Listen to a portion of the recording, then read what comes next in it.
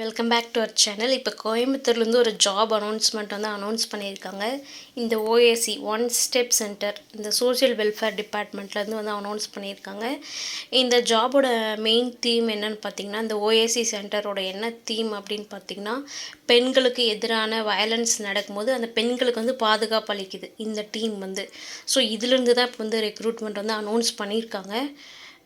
இது பார்த்தீங்கன்னா multipurpose worker, case worker, IT admin, security post, இந்த மாதிரி நிறைய போஸ்ட்டுக்கு இப்போ அனௌன்ஸ் பண்ணியிருக்காங்க. இதுக்கான எண்டிங் டேட் பார்த்திங்கன்னா May 30 இது முடியுது.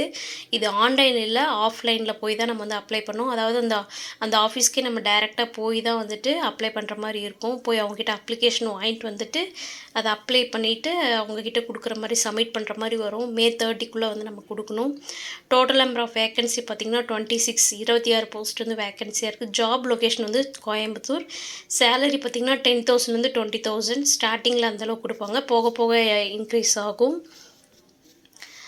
அண்டு இது இன்டர்வியூ பேஸ்டு தான். எக்ஸாம்லாம் எதுவுமே இல்லை, டைரக்ட் இன்டர்வியூ தான். அப்ளிகேஷனுக்கு ஃபீஸ்லாம் பார்த்திங்கன்னா எதுவுமே கிடையாது. அண்ட் ஏஜ் லிமிட் பார்த்திங்கன்னா 21 40 வயசுக்குள்ளே கொடுத்துருக்காங்க. இதில் ஏஜ் ரிலாக்ஸேஷன் வயது தளர்வு கூட கொடுத்துருக்காங்க. எஸ்சி எஸ்டிக்கு 5 years, ஓபிசிக்கு 3 years, பிடபிள்யூபிடி அவங்களுக்கு 10 years கொடுத்துருக்காங்க. எஜுகேஷன் குவாலிஃபிகேஷன் பார்த்திங்கன்னா அந்த கேஸ் ஒர்க்கர் அவங்களுக்கு பிஎஸ்டபிள்யூ அல்லது பிஏ, எம்ஏ, எம்எஸ்சி இந்த மாதிரி படிப்பு படிச்சிருக்கணும். இதே மல்டிபர்பஸ் ஒர்க்கர் பார்த்திங்கன்னா 8th or 10th பாஸ் பண்ணியிருந்தால் போதும். ஐடி அட்மின் ஒர்க்குக்கு பார்த்திங்கன்னா டிப்ளமோ ஆர் கிராஜுவேஷன் ஏதாச்சும் முடிச்சிருக்கலாம். அண்டு செக்யூரிட்டிக்கு பார்த்திங்கன்னா 8th or 10th pass. Experience கேட்டிங்கன்னா இதுக்கு ரெக்யர்டு இல்லை. நேஷ்னாலிட்டி இந்தியனாக தான் இருக்கும். நம்பர் ஆஃப் போஸ்ட் பார்த்திங்கன்னா கேஸ் ஒர்க்கருக்கு 13 போஸ்ட் இருக்குது, 13 போஸ்ட் இருக்குது. மல்டிபர்பஸ்க்கு 7 இருக்குது. ஐடி அட்மினுக்கு 1, செக்யூரிட்டிக்கு 5. ஸோ டோட்டலாக 26 போஸ்ட் இருக்குது. இன்டர்வியூ ப்ராசஸ் மட்டும்தான், செலெக்ஷனில் டைரெக்டாக போய் நம்ம இன்டர்வியூ தான். அண்ட் இதுக்கு எப்படி நம்ம அப்ளை பண்ணணும் அப்படின்னு பார்த்திங்கன்னா டிஎஸ்டபிள்யூஓ கோயம்புத்தூரில் இருக்கக்கூடிய அந்த ஆஃபீஸை நம்ம விசிட் பண்ணி அவங்கக்கிட்ட அப்ளிகேஷன் ஃபார்ம் வாங்கிட்டு வீட்டில் ஃபில் பண்ணிவிட்டு என்னென்ன டாக்குமெண்ட்லாம் தேவைப்படுதோ அதை அட்டாச் பண்ணி அவங்கக்கிட்ட May 30 நம்ம கொடுத்துடணும். அதேமாதிரி அதை கொடுக்கும்போது ஒரு காப்பி ஜெராக்ஸ் போட்டு வச்சுக்கோங்க. ஃபார் ஃப்யூச்சர் யூஸ்க்கு தேவைப்படும்.